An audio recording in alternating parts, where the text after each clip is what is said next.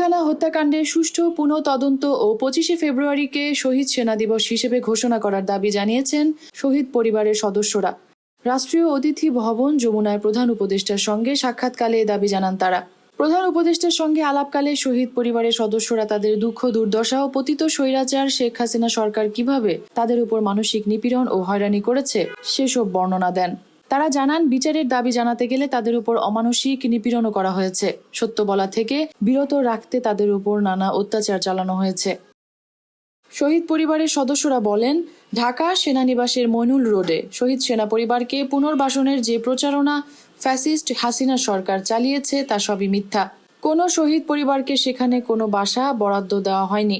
শহীদ পরিবারের সন্তানদের বিনা বেতনে লেখাপড়া সহ শহীদ পরিবারকে দেওয়া আরও অনেক প্রতিশ্রুতি রক্ষা করা হয়নি বলেও জানান তারা। এত বছরেও এ হত্যাকাণ্ডের পূর্ণাঙ্গ তদন্ত না হওয়ায় বিস্ময় প্রকাশ করেন প্রধান উপদেষ্টা প্রফেসর মোহাম্মদ ইউনূস। তিনি বলেন, এত বছর এই হত্যাকাণ্ডের তথ্য গোপন রাখতে পারা এটা একটা অবিশ্বাস্য বিষয়। আজ আপনাদের কাছ থেকে অনেক বিষয় জানতে পারলাম। প্রফেসর ইউনূস বলেন, আমাদের যতটুকু সামর্থ্য আছে তা দিয়ে এই সংক্রান্ত সব তথ্য প্রকাশ করা হবে। যত দ্রুত সম্ভব এই ঘটনার সব তথ্য একত্রিত করতে হবে। সারা দেশের মানুষ এই হত্যাকাণ্ডের সাক্ষী।